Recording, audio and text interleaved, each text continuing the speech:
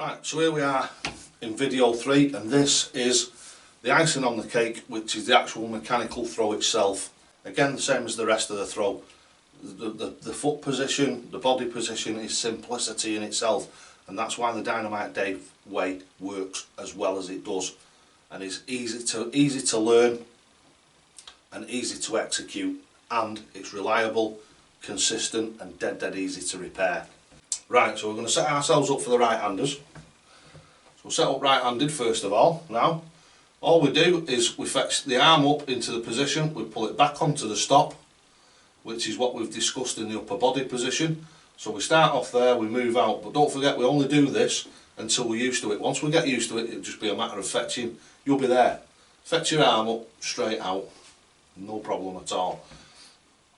See, even I can do it with my right hand. So, fetch the arm up and it's covered, we go back onto the stop, and then it's literally from there. The elbow, the upper arm, must be horizontal when you're stood upright. So it'll come above, it'll feel like it's coming above your head, especially if you're a tall lad and you've got like quite long forearms. Your arm will feel like it's coming right above the top of your head. Don't worry about that. Well, I'll show you how to adjust that in a second. Right, so it's from up here and at the side of the face. So you've got that, and that is all it is a lovely tick-tock motion like that.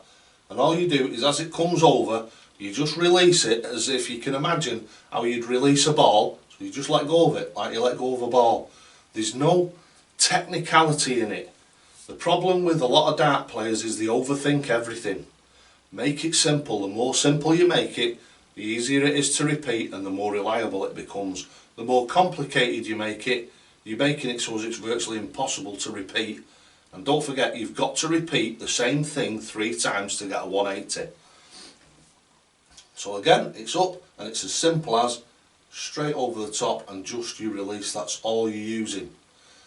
So going back, what we were saying, if you're a tall lad or a tall lass and your arm comes out above your head, it's dead simple. All you do, because the Dynamite Dave throw stays exactly the same no matter where you're going to on the board. Doesn't matter whether you're going for a double top, a double 3, a double 11, a double 4, a double 8, a double 16, a double 7, it's irrelevant.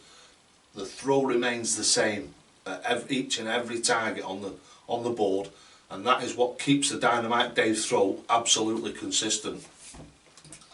Right, so if you're quite a tall lad or a tall lass and you feel your arms come up out of the top of your head and you're finding it difficult to get that arm speed right, to get them to go where you want to, all you do, and don't forget we only ever bend from the hips, and we use those 2 ball joints to bend from. We do not bend the back. Don't bend your back at all. Your back step remains straight all the time. So what we're doing is we're using those 2 balls to just lean forward, and you'll feel the front ball rock back into your body and the back ball move out from your body, and that's when you know you've done it right. And all you do is, if you feel like your arm's up here, because if you look, it's not on line with my eyes now, and I've done this on purpose. My elbow's high, but I've done this just for demonstration purposes. But watch, as I come forward, look how the hand is now on level with my eye. Yet the actual arm is still horizontal. Even though you've moved it like that, it's horizontal to your body. It's not horizontal to the floor anymore, but it's still horizontal to your actual torso. And that is how you get to throw at different parts of the board as well. Same thing if you're a bit short, because I'm only 5'6", if you fetch your arm out here, and if I'm going to the top of the board, it's exactly the same thing. I just rock tiny little bit back on the hips, and my elbow is within 2 or 3 millimetres, the same distance from the board as it was when I was aiming at double 3. So you're not rocking backwards like this. What you're doing is you're driving your hips forward. If you drive your hips forward, look what happens. Your body comes up slightly, but your arm and your hand is in exactly the same place.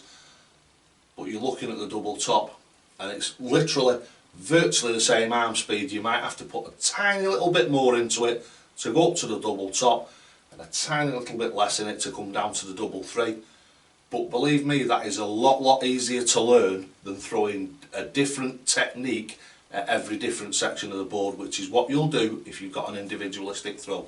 You'll have sort of found your own way to fetch your arm down or fetch it across to try and throw at that double 10 or that double 16. And it's only through repeating it time and time and time again that you've got anywhere near it. Once you perfect the Dynamite Dave way, you'll be hitting those double 16s, as I do, 1 out of every 3 darts. So, and sometimes you've seen it on the thing is I can hit 3 double 16s in 1 handful of darts, because that's what I do. I use double finishes all the time. Right, so that was the mechanical throw. Like I say, very simple, dead easy to repeat, dead reliable, and dead easy to repair when something goes wrong with it. Right, that was the mechanical throw.